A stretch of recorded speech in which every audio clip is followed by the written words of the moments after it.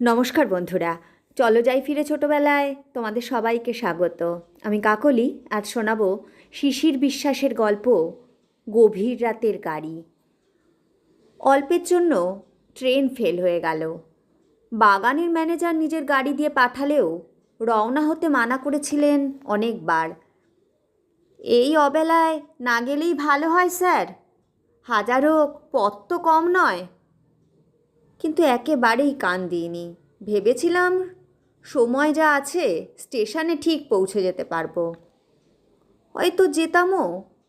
কিন্তু গ্রামের দিকে বিকেলের পথে যে এমন ঝামেলা থাকতে পারে জানা ছিল না। মাঠে গরু মোষের পাল চড়িয়ে রাখালের দলের খামারে ফেরার সময় তখন। আর সে এক আধটা গরু মোষ নয়, এক এক পালে কয়েকশো করে। তাদের পাশ কাটিয়ে বের হতে ড্রাইভার বেচারার প্রাণান্ত অবস্থা নিজের চোখেই দেখতে পাচ্ছিলাম। কিছু বলার উপায় ছিল না। অগত্যা যা হবার তাই হলো।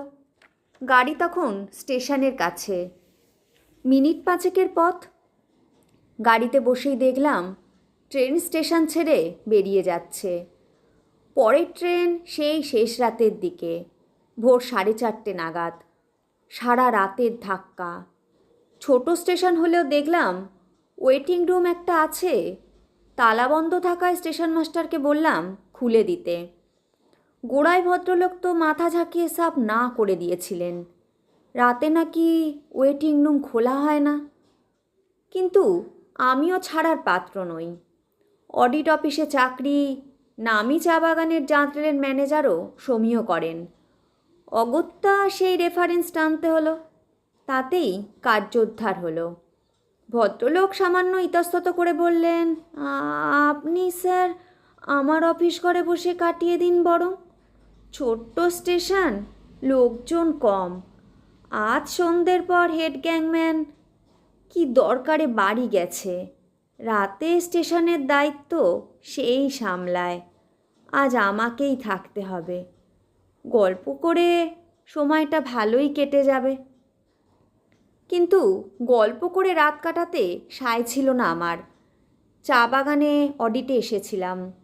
কিছু পেপার ওয়ার্ক বাকি রয়েছে, অফিসে ফিরে শেষ করব ভেবেছিলাম। ভাবলাম ট্রেন ফেল হবার কারণে সময় যখন কিছু পাওয়াই গেল, স্টেশনে বসেই সেরে ফেলা যায়। নিরিবিলিতে কাজটা হবেও ভালো। সে কথা জানাবার পরেও স্টেশন মাস্টার কিন্তু গড়িমসি করতে লাগলেন। স্টেশন মাস্টার কেন যে ঘর খুলে দিতে গড়িমসি করছিলেন বুঝতে পারলাম না। ছোট হলেও চমৎকার সাজানো গোছানো ঘর। স্টেশনে এমন পরিষ্কার পরিচ্ছন্ন ওয়েটিং রুম, এমন ঝকঝকে ফার্নিচার শেষ কবে দেখেছি মনে করতে পারলাম না। স্টেশন মাস্টার নিজেই দরজা খুলে দিয়ে এক জগ জল দিয়েই চলে গেলেন। রাতের খাবার নিয়ে ভাবনা ছিল না। বাগানের ম্যানেজার রওনা হবার সময় সেটা ড্রাইভারের হাত দিয়েই গাড়িতে তুলে দিয়েছিলেন।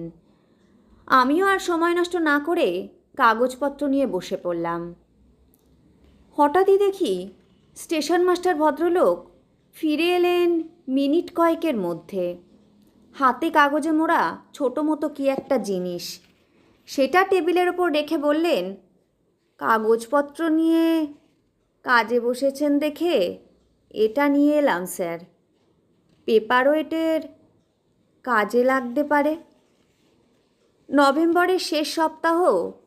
এই গ্রামের দিকে রাতে ভালোই ঠান্ডা, ফ্যান চালাবার দরকার হয় না। ঘরের একমাত্র ফ্যানটা ইতিমধ্যে বন্ধ করে দিয়েছি। তবুও এসব কাজে পেপার ওয়েট একটা দরকার। ভদ্রলোকের আন্তরিকতায় কিছু মুগ্ধই হলাম। হঠাৎ তিনি বললেন, আর একটা কথা স্যার, দরজাটা আমি ভেজিয়ে দিয়ে যাচ্ছি, অবশ্যই ভিতর থেকে লক করে দেবেন। ভদ্রলোকের কথার ধরনে কিছু অবাক হয়ে তাকিয়েছি। উনি তাড়াতাড়ি বললেন, তেমন কিছু নয় স্যার, আসলে ফাঁকা জায়গা তো, রাত নামলে জনমানুষ পাওয়া ভার, তাই আজ আবার অমাবস্যা, দরজাটা লক করেই রাখবেন। কথা শেষ করেই চলে গেলেন ভদ্রলোক। পিছনে আমিও উঠলাম। শুধু দরজা লক নয়, একবার টয়লেটেও যাওয়া দরকার। ঘরের বাইরে বের হয়ে বুঝলাম স্টেশন মাস্টার কিছুমাত্র বাড়িয়ে বলেননি। সারা শরীরটা হঠাৎ কেমন ছমছম করে উঠল। তাড়াতাড়ি ঘরে ফিরে দরজা লক করে দিলাম। নিরিবিলি পরিবেশে কাজ শেষ করতে বেশি সময় লাগলো না। 3 ঘন্টার কাজ 1.5 ঘন্টার মধ্যেই করে ফেলা গেল। এরপর রাতের খাওয়া সেরে যখন উঠলাম, ঘড়ির দিকে তাকিয়ে দেখি মাত্র 11:30। আমার ট্রেন সেই 4:30। ঘন্টা কয়েক আরামে ঘুমিয়ে নেওয়া যায়। হঠাৎ নজর পড়ল টেবিলের পেপার ওয়েটের দিকে। পেপার ওয়েটটা এভাবে কাগজে মোড়ার কী কারণ? গায়ের চাদরটা টেনে শুয়ে পড়েছি তখন। কৌতূহলে উঠে বসলাম। হাত বাড়িয়ে পেপার ওয়েটটা নিয়ে খুলে ফেললাম মোড়কটা। আর তাতেই মালুম হলো জিনিসটা আদৌ পেপার ওয়েট নয়, পোড়ামাটির একটা দেহাতি পুতুল। ঢাউস ভুঁড়ির নাদুস নুদুস এক বামুন মানুষ। মাথা দেহের প্রায় দ্বিগুণ। গ্রামের মেলায় এ ধরনের পুতুল হামেশাই দেখা যায়, কিন্তু তার মাথা এমন ভয়ানক হয় না। হিংস্র মাথাটা সম্ভবত কোনো মানুষের নয়। পুরু ঠোঁট, কষের 2 পাশে বেরিয়ে রয়েছে তীক্ষ্ণ 2টো দাঁত। অমানসিক বড় 2 চোখের দিকে তাকালে ভিতরে আতঙ্ক জাগা স্বাভাবিক। সম্ভবত সেই কারণেই স্টেশন মাস্টার পুতুলটা কাগজে মুড়ে দিয়েছিলেন। ব্যাপারটা মনে হতেই হাসিই পেল। তারপর কখন ঘুমিয়ে পড়েছিলাম খেয়াল নেই। হঠাৎ খটখট আওয়াজে ঘুমটা ভেঙে গেল। ভীষণ জোরে কেউ দরজা ধাক্কাচ্ছে। সন্ধে রাতের সেই অভিজ্ঞতার কথা মনে ছিল। গোড়ায় তাই কিছু ঘাবড়েই গিয়েছিলাম, কিন্তু তারপরেই বুঝলাম অন্য কেউ নয়, দরজা ধাক্কাচ্ছে খোদ স্টেশন মাস্টার। বাইরে তাঁরই কণ্ঠস্বর, আপনার ট্রেন এসে গেছে স্যার, এসে গেছে ট্রেন। মুহূর্তে শোয়া থেকে লাফিয়ে উঠে ছুটতে গিয়ে খুলে দিলাম দরজা। বাইরে ঘন অন্ধকার। স্টেশনে সত্যি একটা ট্রেন দাঁড়িয়ে। সামনের কম্পার্টমেন্টের দরজা যদিও বন্ধ, কাঁচের জানলাগুলো দিয়ে মৃদু আলোর রেখা। স্টেশন মাস্টার তখনও সামনে দাঁড়িয়ে, হাতে রেল কোম্পানির লাল সবুজ বাতি। দরজা খুলে দাঁড়াতেই বললেন, আপনার ট্রেন এসে গেছে স্যার, তখন থেকে দরজা ধাক্কাচ্ছি, উঠে পড়ুন। বলা বাহুল্য এরপর এক মুহূর্ত দেরি করা সম্ভব ছিল না। বেঞ্চের চাদরটা গুছিয়ে নিয়ে মুহূর্তে ছুটতে গেলাম ট্রেনের কামরার দিকে। পিছনে দাঁড়িয়ে স্টেশন মাস্টার ততক্ষণে হাতের সবুজ বাতি নাড়তে শুরু করেছেন। প্ল্যাটফর্মের বাতিগুলো ইতিমধ্যে কখন নিভে গেছে। গাঢ় অন্ধকারের ভিতর শুধু ট্রেনের সামনের কামরাটাই নজরে পড়ছিল। হঠাৎ কেমন থতমত খেয়ে গেলাম। ট্রেনের বাকি কামরাগুলো কোথায়? বন্ধ দরজার সামনে এসে থমকে দাঁড়িয়েছি। ঘটাং করে দরজা খুলে গেল পাশে কামরার গোটা কয়েক জানলাও। কয়েকটা হাত বাইরে বেরিয়ে এলো। দরজা খুলে দিয়েছি স্যার, তাড়াতাড়ি উঠে আসুন। পিছনে অন্ধকারের ভিতর স্টেশন মাস্টারের হাতে সবুজ বাতিটাও ওই সময় ফের দুলে উঠল। সঙ্গে বাঁশির আওয়াজ। ঘট ঘটাং শব্দে ট্রেনটাও নড়ে উঠল। দরজা আগেই খুলে গিয়েছিল। মুহূর্তে লাফিয়ে উঠে পড়তেই সারা শরীরে যেন আগুনের ছ্যাঁকা লাগলো। নভেম্বরের শেষ সপ্তাহ।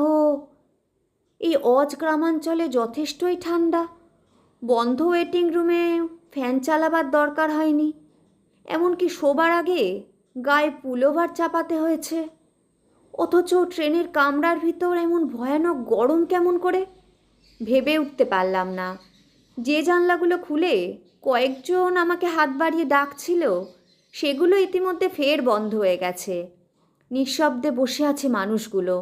তাড়াতাড়ি বললাম, হ্যাঁ, এত গরম, জানলাগুলো খুলে দিন বরং।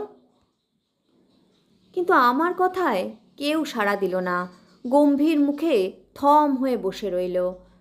মানুষগুলো কি কালা অথবা বোবা, কিন্তু তাই বা কী করে সম্ভব?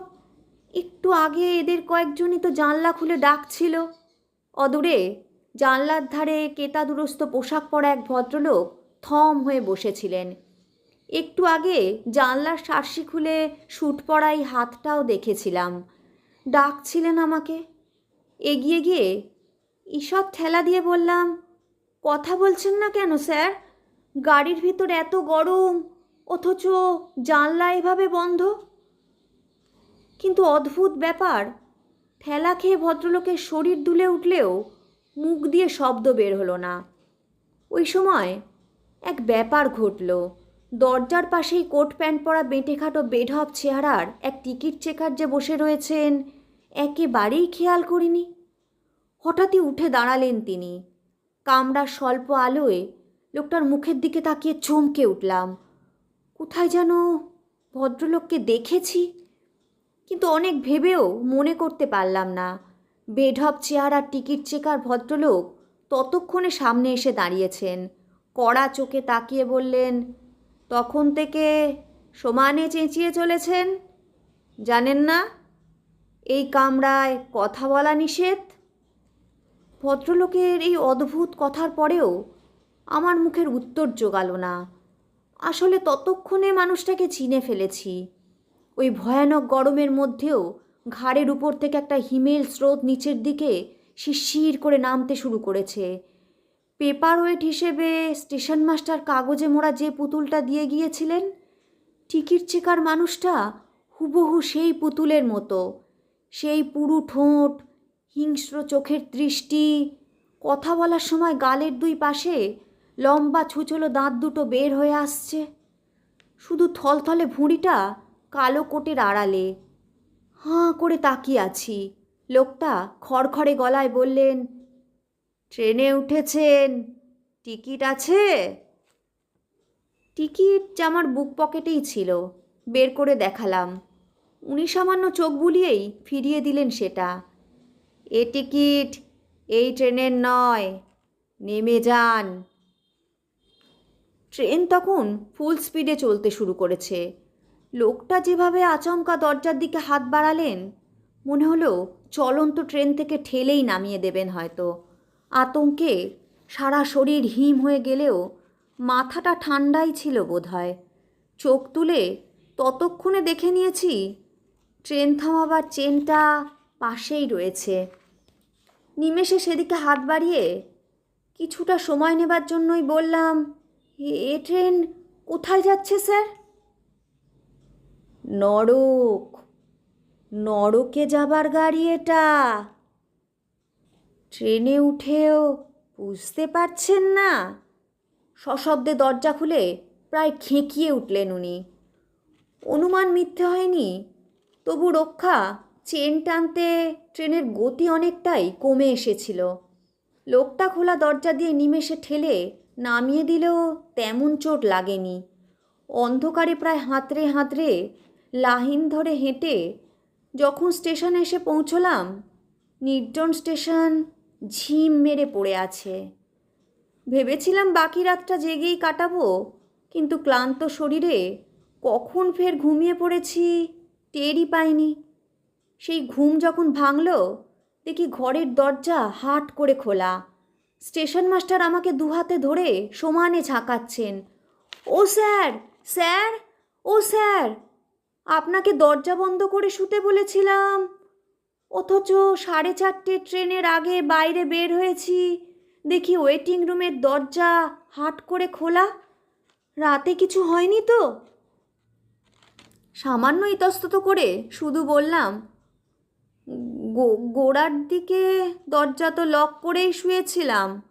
আপনি নিজেই তো দরজা ধাক্কিয়ে অন্য এক ট্রেনে তুলে দিলেন। আমি তুলে দিয়েছি অন্য ট্রেনে? প্রায় আকাশ থেকে পড়লেন উনি। হ্যাঁ, নরকের ট্রেন নাকি সেটা, ভুঁড়িওয়ালা চেকার লোকটা। কিন্তু আমি থেমে গেলেও স্টেশন মাস্টার থামলেন না। কপাল চাপড়ে বললেন, হায় ভগবান, গত রাতে ওই সময় সম্ভবত মাথার ঠিক ছিল না আমার, কিন্তু কিন্তু ভুঁড়িওয়ালা উনি রক্ষা করেছেন আপনাকে, উনি বাঁচিয়ে দিয়েছেন আপনাকে। বলতে বলতে উনি টেবিল থেকে প্রায় ছোঁ মেরে তুলে নিলেন পুতুলটা। পুতুলটা সামান্য নয় স্যার, আর কিছু না হোক নিছক প্রত্নতত্ত্বের বিচারেও মহামূল্যবান। বয়স 2000 বছরেরও বেশি। এবার কিছু নড়ে বসলাম আমি। প্রত্নতত্ত্বের ব্যাপারে কিছু আগ্রহ আছে। তাড়াতাড়ি বললাম, মনে হচ্ছে এই স্টেশনে কিছু একটা রহস্য আছে, খুব ভয়ানক কিছু। আছে তো স্যার, ভয়ানক এক ব্যাপার। সে বছর 20 আগের কথা। বেশি রাতের দিকে তখন আসাম থেকে নর্থ ইন্ডিয়া যাবার এক ট্রেন এই স্টেশনে দাঁড়াতো। সেদিন যথাসময় ট্রেনটা দাঁড়িয়েছিল স্টেশনে, তারপর ছেড়েও গিয়েছিল। তার অল্প পরেই ট্রেনের এক কামরায় আগুন ধরে যায়। রাতের ট্রেন, সবাই ঘুমে অচেতন। বোধহয় কামরায় কেউ কেরোসিন বা ওই জাতীয় কিছু নিয়ে যাচ্ছিল। আগুন এত তাড়াতাড়ি ছড়িয়ে পড়ে, পুরো কোচটাই জ্বলে ছাই হয়ে যায়। একটি মানুষও রেহাই পায়নি। সারা দেশে তাই নিয়ে বড়ই হইচই কম হয়নি। তারপর থেকেই শুরু হলো এক অদ্ভুত ব্যাপার। গভীর রাতে 12টার আশেপাশে এক ভৌতিক ট্রেন হঠাৎই স্টেশনে এসে থামে। কামরার জানলা দিয়ে ভিতর থেকে হাতছানি দিয়ে কারা যেন ডাকে। সেই ট্রেনে যারা উঠেছে কেউ আর সুস্থ অবস্থায় ফিরতে পারেনি। বদ্ধ উন্মাদ। মুখে শুধু এক কথা, বড্ড গরম, বড্ড গরম, জ্বলে গেলাম। সব জানা সত্ত্বেও আমার পোস্টিং হয়েছে এই স্টেশনে। তা প্রায় বছর 15 বেশি হয়ে গেল। রাতে নরকে যাবার সেই ভৌতিক গাড়ি এখন কালেভদ্রেই দেখা যায়। রাতে যারা সেই গাড়ি দেখেছেন তাঁরাই বলেন, ট্রেন এসে দাঁড়ালেই মোটা সোটা এক বামুন হঠাৎ কোথা থেকে এসে প্ল্যাটফর্মে হাজির হয়। আর তিনি হাজির হলেই জানলা দিয়ে বাড়িয়ে দেওয়া হাতগুলো ঝটপট ঢুকে যায় ভিতরে, দরজাও বন্ধ হয়ে যায়। গত রাতে যে কিছু ব্যতিক্রম হয়ে গেল, সম্ভবত পুতুলটা নিজের কাছ থেকে আপনার কাছে রেখে যাবার জন্যই। আমি কিন্তু ভালোর জন্যই পুতুলটা আপনার কাছে রেখে গিয়েছিলাম স্যার। আসল কথা বলিনি অবশ্য। কথা শেষ করে থামলেন উনি। আমার মুখেও কথা নেই। নিশ্চুপ হয়ে তাকিয়ে রইলাম শুধু। গম গম শব্দে ওই সময় আমার ট্রেনও প্ল্যাটফর্মে ঢুকলো। কেমন লাগলো বন্ধুরা? গল্পটা যদি তোমাদের ভালো লাগে তাহলে অবশ্যই লাইক, শেয়ার, কমেন্ট করো কিন্তু। আর আমার চ্যানেলে যারা নতুন বন্ধু তারা আমার চ্যানেলটা সাবস্ক্রাইব করে নিও। আর পাশে থাকা বেল আইকনটা বাজাতে ভুলো না যেন। আজ তবে আসি, আবার আসবো আগামী পর্বে অন্য কোনো গল্প নিয়ে।